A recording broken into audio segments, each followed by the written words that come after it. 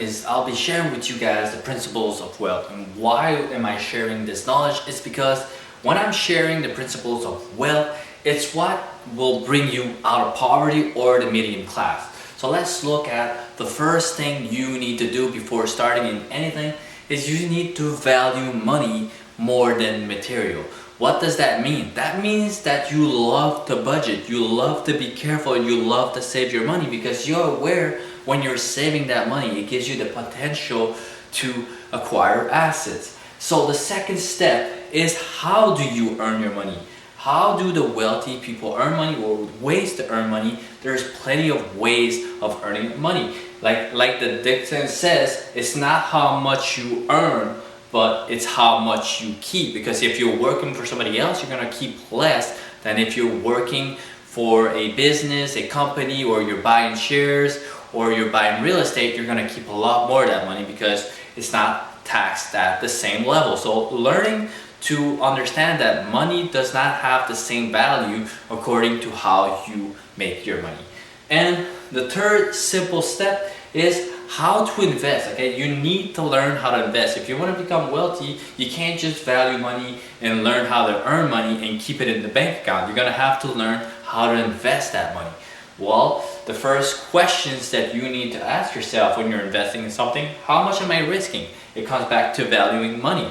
If you can lose 100% of your money, you shouldn't be doing that investment. Even if it gives you a big amount, if you're starting out, you should be looking to bring your risk to almost zero.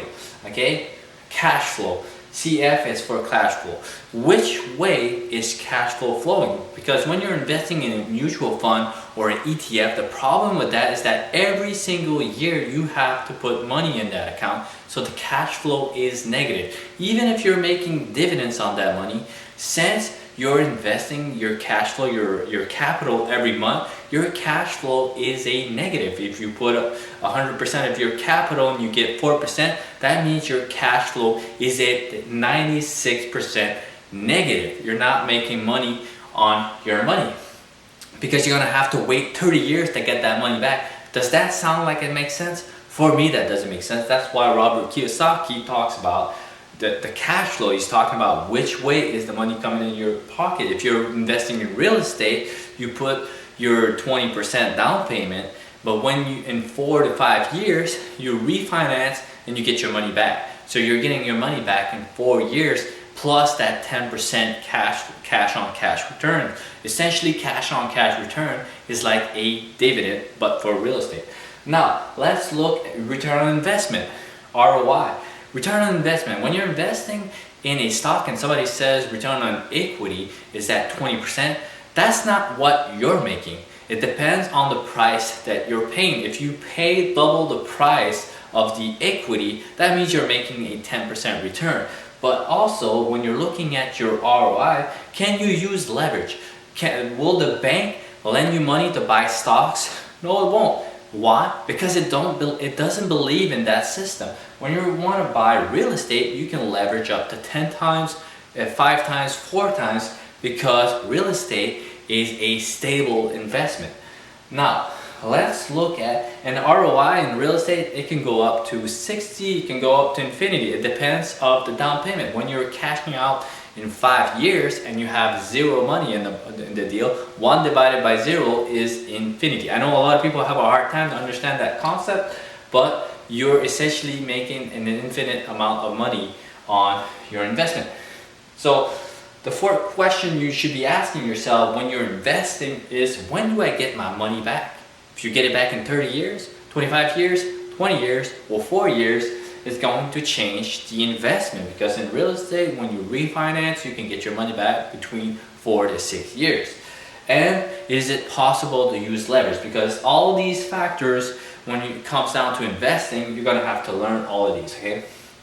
And it all comes down to, if you really want to become wealthy, you're going to have to change your habits. And it's easy to change your habits when you're 20 years old. That's why I always tell somebody when he's 20 years old, start saving money right away. Learn to live below your means. Learn to value money instead of valuing instant gratification, because when you're going to buy a nice beautiful car, I know it's a beautiful car and you're getting that instant gratification, but the problem with that is that it has an effect on the long term, because when you're going to get to 60 years old, there's a strong chance that you won't have anything to your name.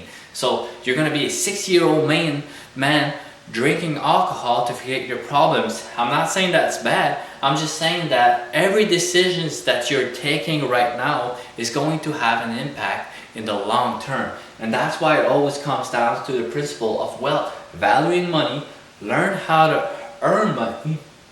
It's not how much you earn, it's how much you keep. You gotta learn why they're saying that. People who are smart, they use these kinds of quotes to get to your subconscious. There's a reason why they're saying these quotes. It's because there's a lot of knowledge in them. How to invest, how to limit risk. You don't want anything you can lose money. You don't want to speculate, okay? Speculating is when you're buying something that's getting higher without even looking at the value. And limiting that risk by investing. You're not speculating on prices to increase. When you go into real estate, you need to make sure it cash flows and the fundamentals make sense. And cash flow, which way cash flow is going, ROI, when do I get my money back, and leverage. So I wanted to share this knowledge so that people can start doing it right now, because I know it's hard, okay? It's not easy saving money. It's not easy to delay gratification. I've suffered a long time with that, because your brain gets that hit when it gets something that it wants. It gets that dopamine, and when you're not used to not getting that dopamine, you don't know what to do, what's wrong with you. You feel like you don't have any purpose, but at first that's what it does, because it's like breaking any bad habit. At first your body craves for it, and then you start to become wiser and your power goes up, because you notice that all that material stuff is just an illusion. It's not gonna make you happier. I know that when you have nice things, it's a lot easier for you to get that gratification from society, because I noticed it when I bought my big house, when I changed my car, and when I started to have material. I noticed that society would give me more value, but did anything inside of me change? I was the same guy. It's just that before I got that material, nobody would listen to me.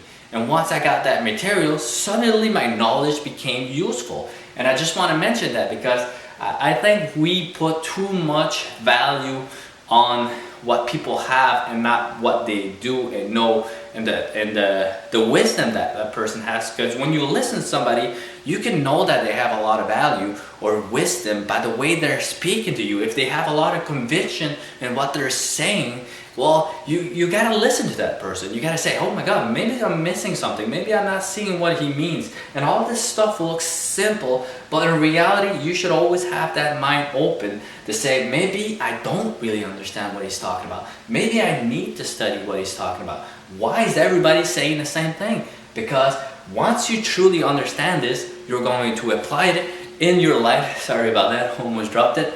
But you're going to apply it in your life, and if you don't apply it in your life, you don't understand this information. So that's it for today. Don't forget to subscribe. Don't forget to hit that like button. Tomy Shaw here. And if you have any comments, questions, just leave them down below, and I'll be seeing you on the next video. Thank you.